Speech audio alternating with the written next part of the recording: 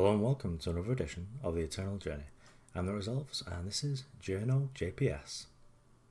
So since the release of Dead Reckoning, Cold has been sort of all over the place. So I didn't expect to be playing with Makto for quite some time. Although it looks like this deck is able to sort of invalidate that as a strategy against it. As we do have a bunch of other justice threats like the Hooru Pacifier and the Valkyrie Enforcer, which you can't just leave unanswered, as these will put you on a pretty quick clock. We've also got a lot of disruptive tools here as well, like the Sabotages and the Devastating Setbacks. And they should be able to proactively strip any in-cold blood from your opponent's hand, and if the game is going quite slow you can perhaps even get in there with the Rain of Frogs.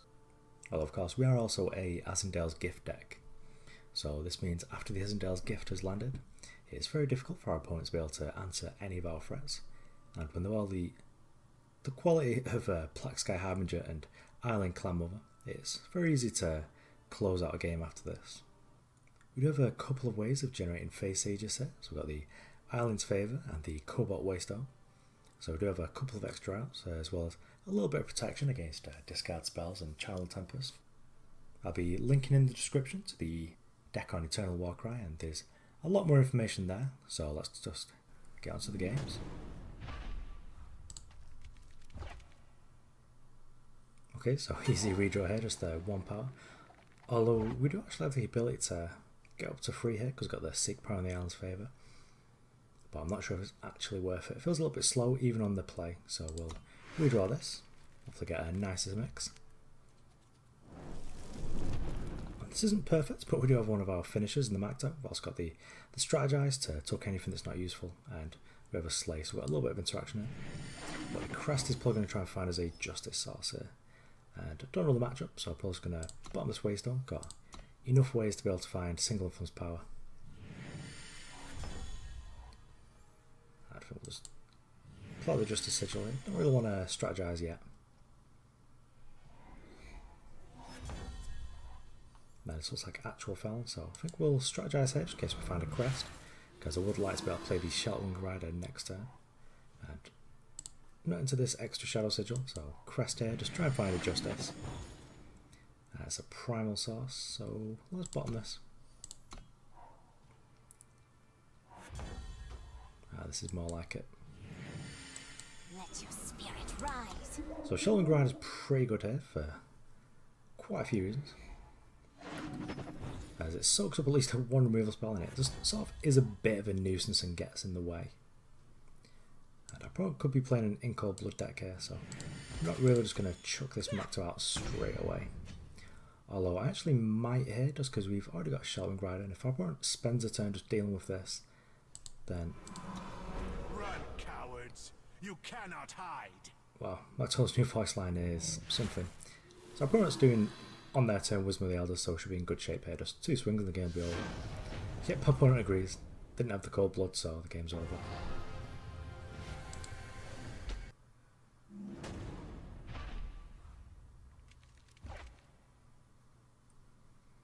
Okay, we're on the play here, and we've got quite a nice grindy hand here. We've got a bunch of Wisdom of the Elders and a Sabotage, so I think I'll keep this. It is a little bit slow.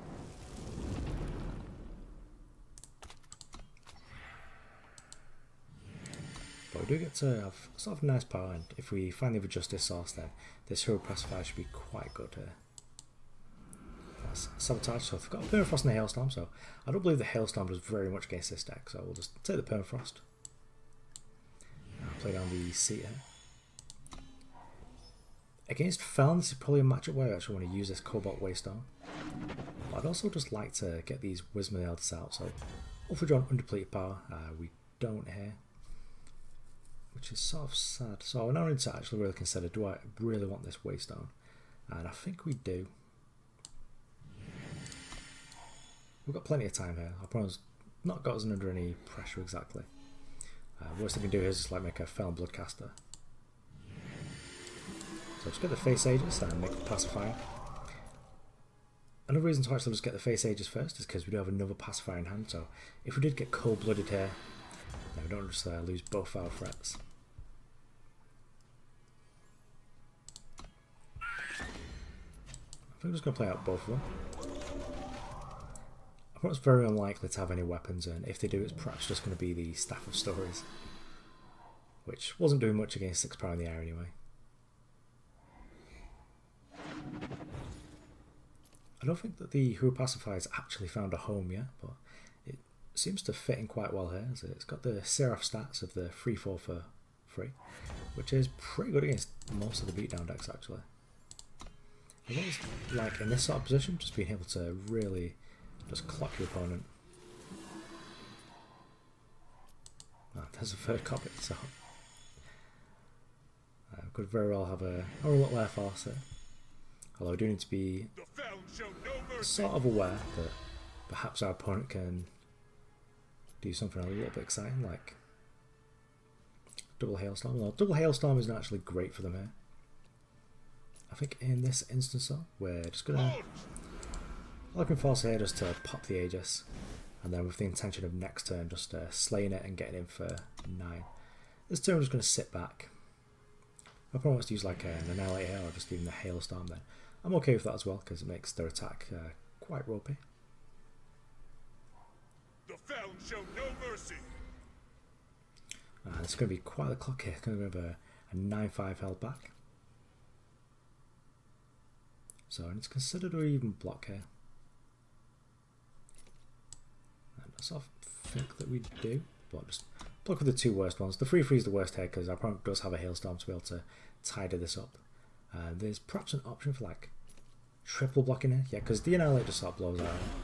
But we're still, it's not the end of the world here.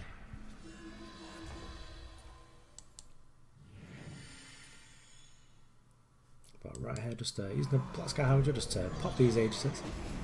And then next turn it's we're just going to harsh rule.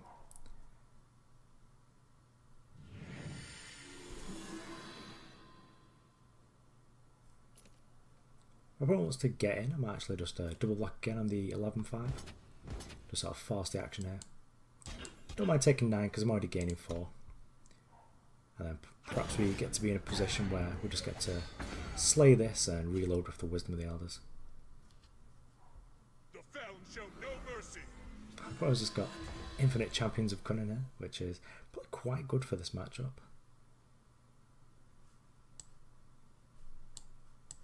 Well, I'm going to Wisdom anyway, so just do it first. Might find a Crest. Sabotage is not going to be excellent here, but let's get rid of this 13/5. And then next turn I suppose we'll just run the same gambit though. I'll be laying down the Black Sky first because this will pop both the Aegises, which means that we'll also be able to sabotage our opponent. Reasonably happy to just take the 9 there.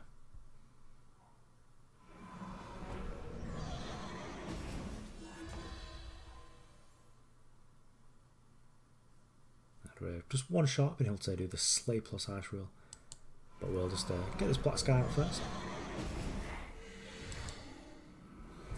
I'll take one of the hailstorms, which could have doubled up at some point, so we know we've just got 1 hailstorm in hand, so just whatever's off the top, as long as this isn't like an permafrost, then we should be in good shape.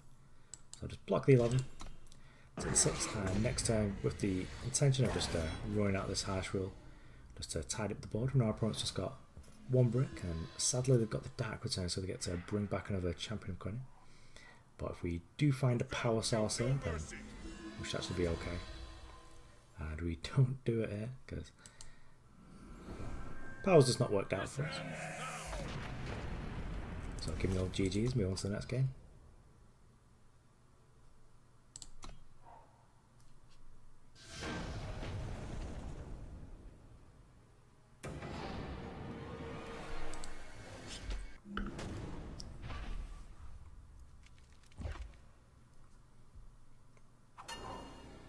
Okay, so on the play for Rain of Frogs, I believe there's some discourse on the Discord about Rain of Frogs and Ladder, but I'm willing to give it a try, so we'll keep this. We get a bunch of strategizers, so if it's bad in this matchup, we do just get to tuck it away, never to be seen again. But if it's good, it's going to be great. Let's play. I think I'll keep this Shelterwing Rider, because I'll probably be using the strategizers here just to try and find some power. And we are against a Meccano deck here, so the Rain of Frogs is probably going to be horrible. think I'm actually going to tuck the Valkyrie Enforcer first. Just quite like the 3-5. And it's just like it's a Primal carry deck, so good shout, and being a little bit safer by keeping the Rain of Frogs there. Not quite sure how this matchup's going to go, but I imagine that weapons are a little bit of a problem.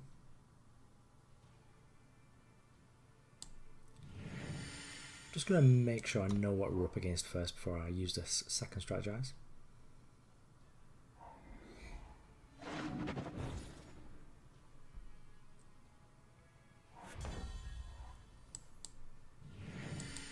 But I'm quite happy to just play out the Shelterwing Rider first. At least does a reasonable job here. So we can get a real idea of what's in our opponent's hand here. We'll just take the start still die show and chunk in for 5. So they've got 1 spell, 1, 2, 3, 4, 5 other cards. So I think actually I'm just going to rain now. Yep, so yeah, we got that carrier out of the way, so that was pretty nice. Just wanted to figure out what was worth it or not. I think now that opponent's only got like frogs and weapons in the deck, that I will be able to strategize and just tuck this harsh rule. Oh, we've got multiple copies, so it's not the best for us.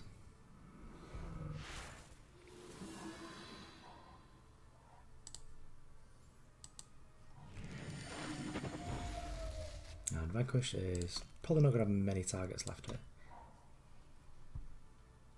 I've been a little bit conservative with the Valkyrie Enforcer just because I'd like a follow-up threat after our opponent does a harsh rule here. I'm probably going to have like infinite answers to climb up his arrow to vanquish it.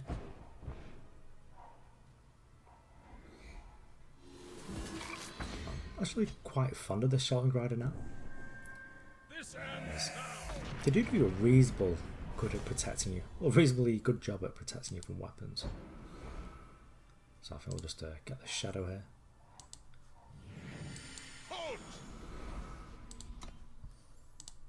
Just lay down the 3/3. So we're going to get swept up in the harsh rule anyway, so it's one of the main reasons I kept it. And then now we've got the 0-5 to block the 3/3, so we're in pretty good shape here. I think I saw another copy of harsh rule in hand. I think I'm reasonably happy just to pop this Aegis and just put our opponent on a pretty quick clock. So perhaps this is like another harsh rule. Okay, so it's just a 4-1 run on, so perhaps the better block there would have just been to snap off the block on the Shelterwing Rider. But this is mostly fine here.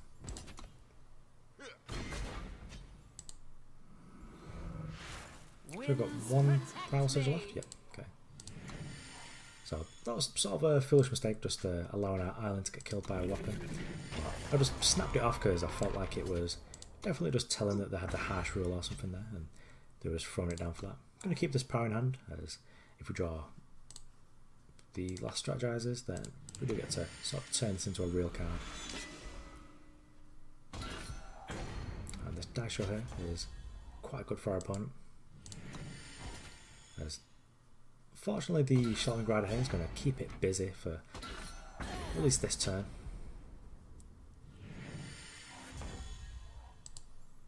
But we do need to find some sort of answer to this. And the deck doesn't play Vice Favours, so it's going to have to be an actual threat, so like a Makto or one of the other flying birds. And Hooru Pacifier is pretty good here. That means that I probably has to trade here.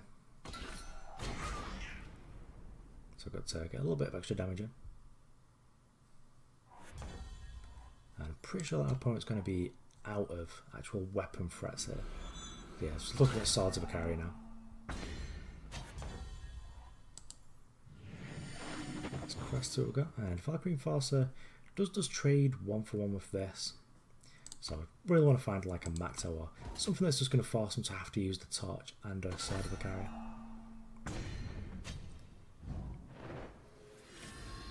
I've got Rise of Chance. Actually, we're just looking for like a 6-4 Throne Warden, but we do have an answer to this with just a double Slay and even with the Harsh Rule for backup.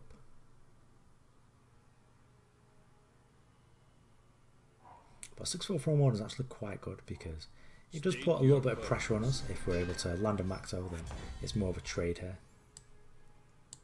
So let's have a look at what our power's at. We've got 12, so we can sort of do it all here.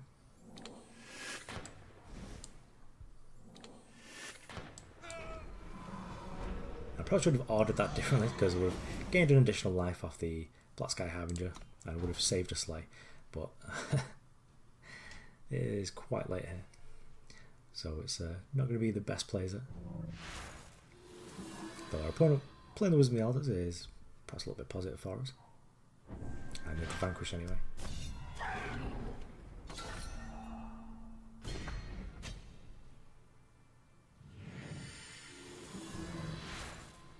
This is really playing ahead of cards here. So the deck probably doesn't have many threats left now because they've probably got like 2 Rune Hammers and like, yep, so they start getting in there with the Rune Hammers just to try and finish the game. But we've got at least a turn. Throwing away all the armour, probably a little bit aggressive.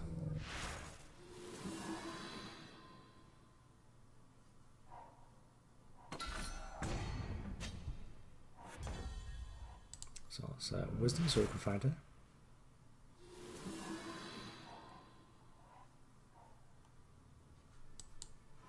So I suppose we'll go for the... Sadly we don't have a Sabotage here to back it up, but I suppose we'll go with the Black Sky first, because at least if we do get hit by the weapon plus another spell, then we get to gain a little bit of life off this. But the Vanquish was there to deal with whatever we had, and fortunately the mistake with the Black Sky earlier didn't come to bite us.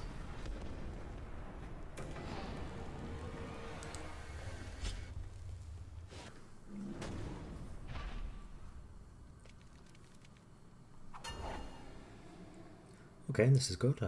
We're a little bit on the slow side, but also you get to play out the sick power we do have undepleted power for pretty much the rest of the game, and a Shelterwing Rider and a Slay. So we're at least able to put the clock on our opponent. And if our opponent is something like a beatdown deck, then the Shelterwing Rider is pretty good at sort of grinding through that sort of matchup. So we've got Double Shadow, sort of, let's grab a Justice. I've got enough influence between the Seat of Ard and the Seat of Cunning there just to get the job done.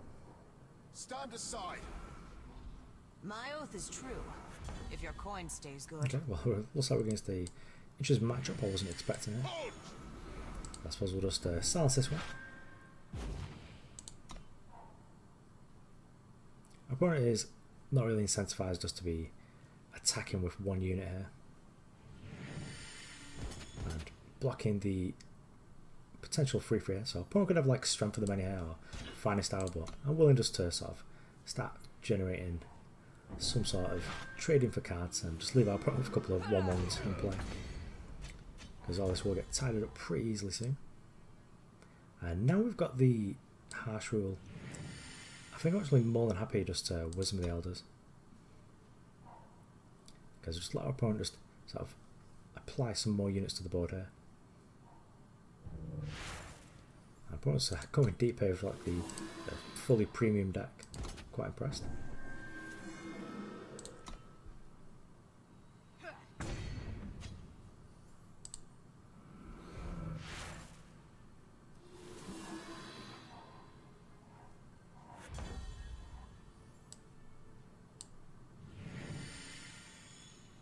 Okay, well, first of the turn we're just going to play Hooru Pacifier down.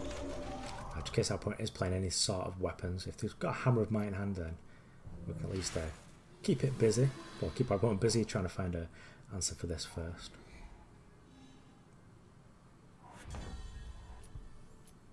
They could have an Eilyn, let's try to say, but I'm not too concerned about that. Just to get this Rain of Frogs off. Yep, so warranted non-seal, which is more than fine for me. I'm going to sit back for this turn though, and then next turn we'll start to get aggressive because we'll be hitting back with a Shelterwing Rider.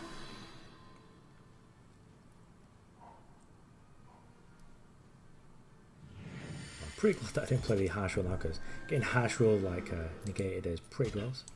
And if our opponent was to throw another Finest Hour here, then that's more than fine. I'll just keep grinding them out of cards.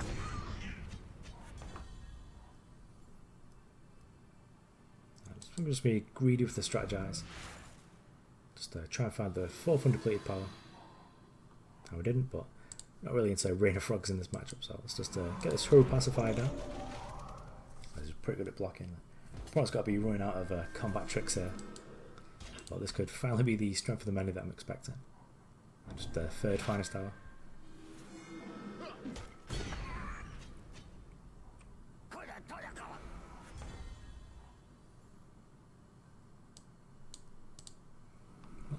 Strategize down, then probably just going to be following up with the Shelterwing Rider.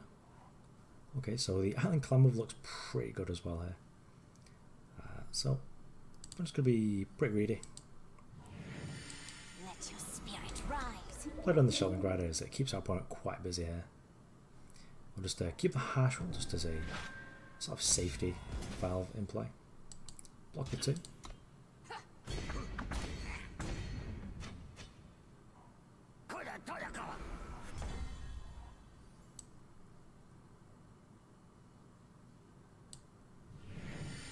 And I think we'll play this in a different order. We'll just play it on the Eilyn first. Pop both those Aegises. If we draw a power, we're able to pretty much destroy everything anyway. Not sure how Eilyn actually works there. Because she deals 6 damage to each enemy unit without a battle skill. I'm not sure how that interacts with the popped Aegis, but our opponent's had enough anyway. It's pretty easy to see why, as we would have been leading up with the Black-Sky Harbinger and just wrapping the board, and just very easy to take control from there.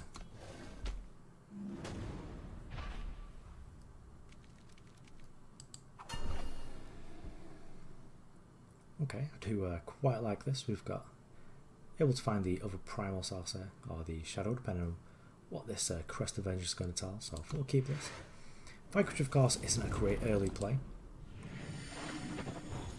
but Crest of Cunning is perfect here, because that is accounting for all of our missed influence crowns.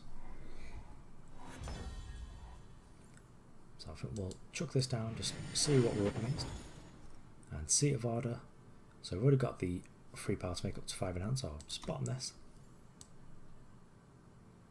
I suppose it doesn't really matter what we get, so we'll just get the Justice out. As the influence in this deck should just be double Justice, double Primal, and double Shadow. Now, opponent appears to be on mono Primal, so maybe they're just missing one of the dual influence. Okay, so Feln here.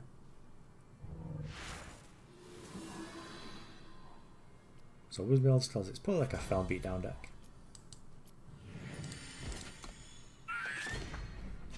But I'm just going to try and get some pressure down. Start crunching in for 6. Really don't want to play these Maktos out without a face Aegis at least. So I'm pretty certain our opponent's not got an additional power in hand, because otherwise this Cobalt Waystone would have been way down there. I'm playing a little bit scared of a Inquisitor here, but we would get absolutely devastated because it gets to kill our 1 threat in play and make us discard a card. So I'm not really about that life right now. Just make them deal with this first. Yep, so they had the Inquisitor blood. And you chose wrong.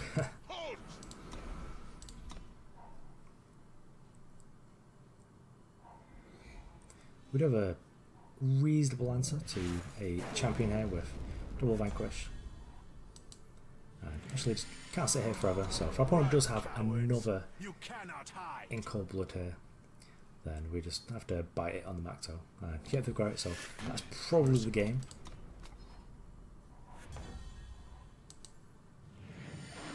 So it's actually going to be quite difficult to win from here.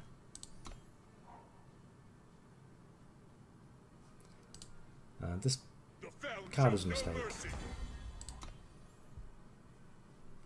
Yeah, so if we would have waited, we could have actually just got in there with the Rain of Fogs and prevented this from happening. I think we'll Rain first, just, yeah, get rid of their champion of Cunnings, so that'll at least sort of do something about my opponent's win conditions on the way back. Now we're both super threat light, but our opponent does have a 5/5 in play for now. and a bunch more cards. Okay, so the devastating setback here is pretty devastating, as setbacks tend to be. I suppose we'll just Vanquish this just to pop the first layer off, and then get in Eilyn's favour. Winds protect me.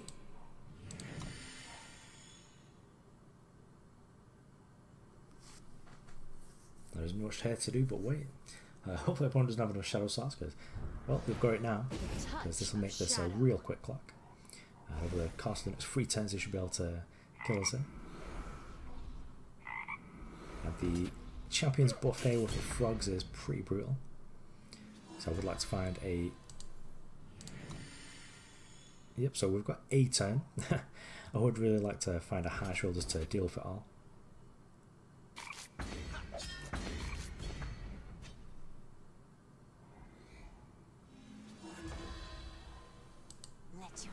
Okay, well, we'll give him the GGs and move on to the next game.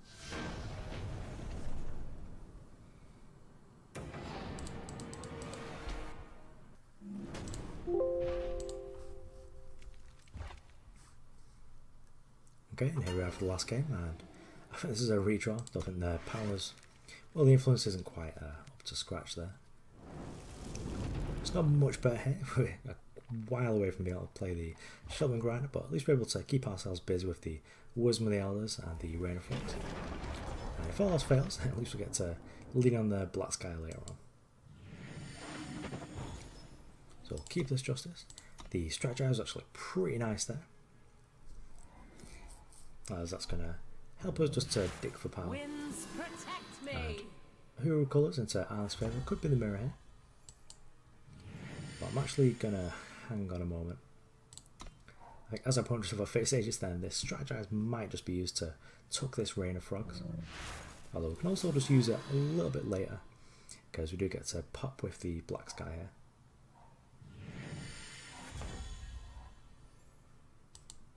Sadly we're using the Cobalt Waystone nice and early, but I'm just going to Wisdom and Outer.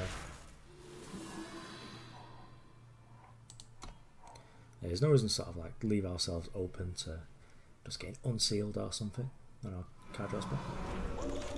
This could just be a Hooru Midrange deck here actually.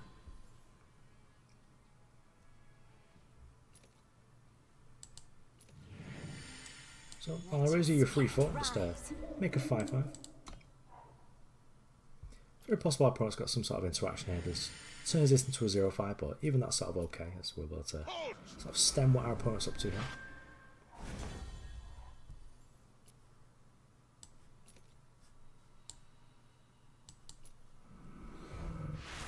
I think we'll just Strategize here. And Makto should be good in this sort of matchup. Our opponent's already used the silence effect, but we'll tuck this Eilyn here.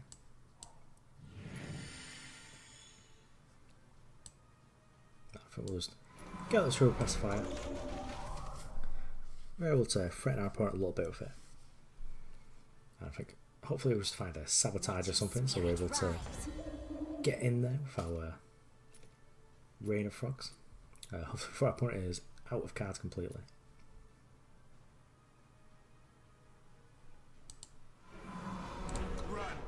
So just raise 5/5s to each other.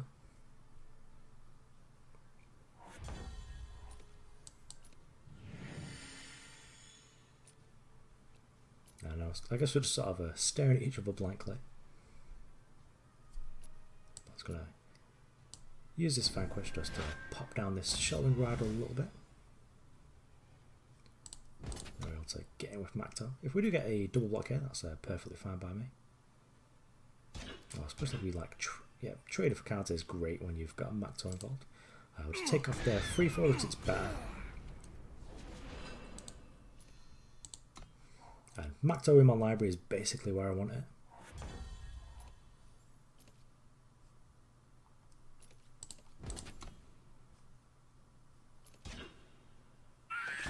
Yep, so this odd line, that's just being a little bit cheeky there. Obviously just not going to not block that. Well, it's just going to see if the thought was up to something. And we get to Rain of Frogs here. Okay, so we are looking at the mirror, but Our opponent's just got terrible influence. So we would have took the Makto, and I guess that's how the game ends. Okay, so that was Journo's JPS. That's good, it's interesting, it's the sort of game style that I like to be playing. And as always, any deck that's got Inquisitor Makto in it is something that I'm going to be interested in playing in. Spoiler alert, but I'm a little bit more off Inquisitor Makto right now that I didn't realise that he was a villain before. This deck does a reasonable job of being able to pressure the opponent, as you do a little bit more mid-range than a hard control JPS deck, as you're able to start getting the beats on quite early. You've got a bunch of free power flyers in the Enforce and the Pacifier, and the Shelterwing Grider is often able to just get in there for 5 to 10 damage, and then once the age has been popped, just sit back and really protect you from being damaged by your opponent. It does a really good job of blocking a lot of threats in the format as well. So if you're against Fel, your opponent's playing with a Black Sky Harbinger, the Harbinger is going to pop your Aegis hit, but they won't actually be able to get the damage through to you. So that's able to help you buy a couple of draw steps before you're able to find a removal spell for it. Raider Fogs is perhaps a little bit sketchy on the ladder, but it is really required in this style of deckers. It helps you deal with Maktos and the mirrors we sadly saw in the last game where opponent's influence didn't quite work out, as well as it being able to help you deal with In Cold Blood. I honestly think that In Cold Blood was a mistake and they weren't really too far off that card. But enough of the negativity. I'm sure something will be done about that if enough of us are complaining. Although I suppose nothing happened with Tafrod. Though in my opinion Tafrod was actually fine, and it's In Cold Blood that's the problem. Okay, so thanks for Journo for the deck. And you should really check out the page on Eternal Warcry, which will be in the description of the video for you to go and take a look at. They've had quite a lot of positive comments on that, so you might want to join in the party. Okay, so thanks for watching. I've been That Resolves, and this was Journo JPS.